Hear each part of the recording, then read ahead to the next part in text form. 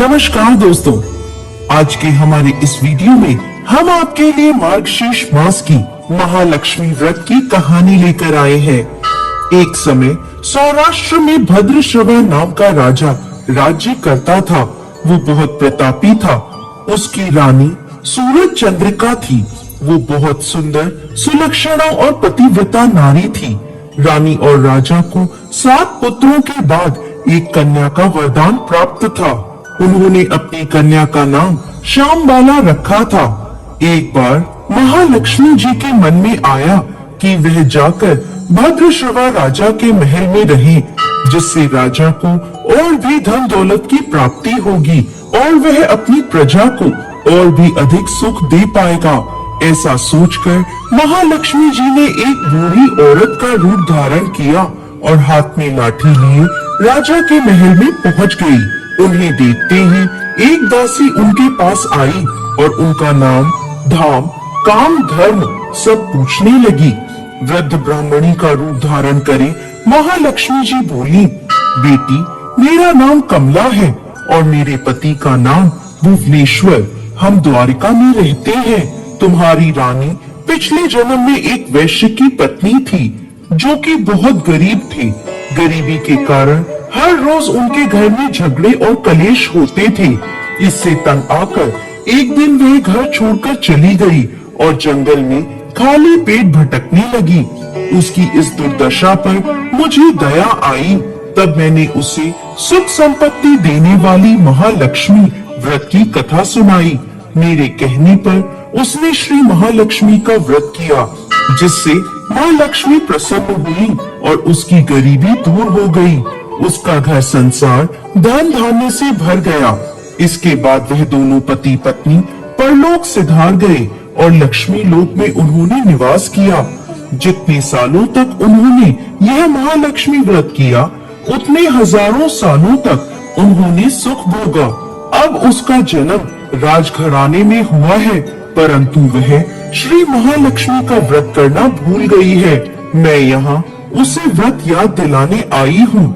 यह सब बातें सुनकर दासी ने उस वृद्ध महिला को प्रणाम किया। फिर श्री महालक्ष्मी व्रत की पूजन विधि पूछी।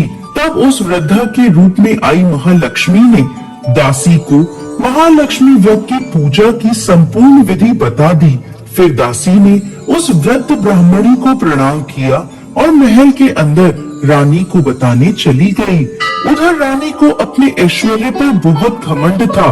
दासी द्वारा बताई गई वृद्ध महिला की बातें सुन रानी आग बबूला हो गई और द्वार पर खड़ी महालक्ष्मी पर बरस पड़ी।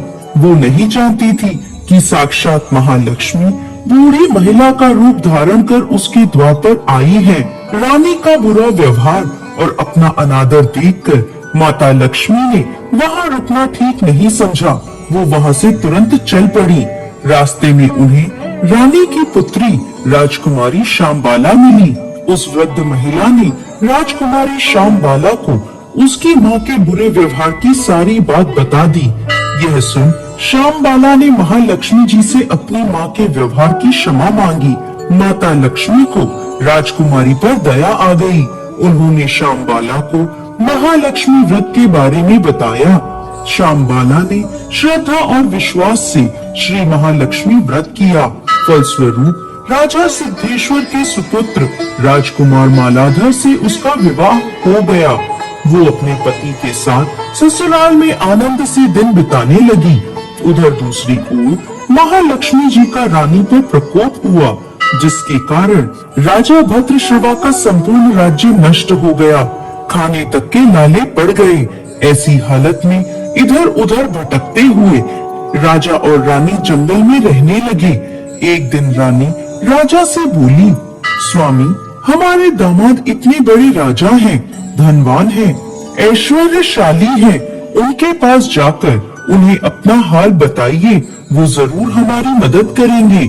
यह सुन राजा भद्रश्रवा अपने दामाद के पास जाने को तैयार हो गए। दामाद के राज्य में पहुंचकर वह एक तालाब के किनारे विश्राम करने लगे। वहां आती जाती दासियों ने उन्हें देखा तो विनम्रता से पूछने लगी कि आप कौन हैं। जब उन्हें पता चला कि यह रानी श्यामबाला के पिता हैं, तो वह दौड़ती हुई रानी के पास गई और उसे सारी बात बता दी। रानी ने दासी के हाथों राज परिधान भेजकर ठाट बाट से अपने पिता का स्वागत सत्कार करवाया। जब वह लौटने लगे तो सोने की मोहरों से भरा एक घड़ा अपने पिता को दिया। जब राजा भद्रश्रवा वापस अपने घर लौटे तो उन्हें देखकर रानी बहुत प्रसन्न हुई। जैसे ही उन्होंने सोने की मोहरों से भरा हुआ घड़ा रानी को दिया तो उस घड़े में भरा धन कोयलों में बदल गया। यह सब माता लक्ष्मी के प्रकोप से हुआ था। इस प्रकार दुर्दशा में उनके कई दिन बीत गए। अब रानी स्वयं अपनी कन्या के पास गई। यह दिन अगहन मास का अंतिम गुरुवार था। वहाँ श्यामबाला ने श्री महालक्ष्मी जी का व्रत किया, पूजा करी और अपनी माता से भी व्रत करने को कहा। श्री महालक्ष्मी जी का व्रत करने के बाद रानी वापस अपने घर आ गई। यह व्रत करने पर उसे एक बार फिर अपना राजपाट धन ऐश्वर्य प्राप्त हो गए। वह फिर से सुखमय जीवन बिताने लगी। कुछ दिनों बाद श्यामबाला अपने पिता के घर आई। उसे देखकर रानी को पिछली सारी बातें याद आ गई। जब उनकी दुर्दशा आई थी तो कैसे उनकी पुत्री ने अपने पिता को घड़ा भरकर कोयले दिए थे और कोई मदद नहीं करी। तब रानी ने अपनी पुत्री का कोई आदर सत्कार नहीं किया और बार बार उसका तिरस्कार करने लगी। जब राजकुमारी श्यामबाला वापस जाने लगी तो रानी ने उसे कुछ भी नहीं दिया। तब अपने घर वापस लौटते वक्त श्यामबाला ने पिता के घर से थोड़ा सा नमक ले लिया। जब वह वापस अपने ससुराल पहुंची तब उसके पति ने पूछा कि मायके से क्या लाई हो। इस पर उसने जवाब दिया कि वहाँ का सार लाई हूँ। तब पति ने पूछा इसका क्या मतलब हुआ। श्यामबाला बोली धीरज रखिए, सब पता चल जाएगा। उस दिन श्यामबाला ने कई तरह के पकवान बनवाए और उनमें नमक नहीं डाला और बिना नमक का भोजन अपने पति को परोस दिया।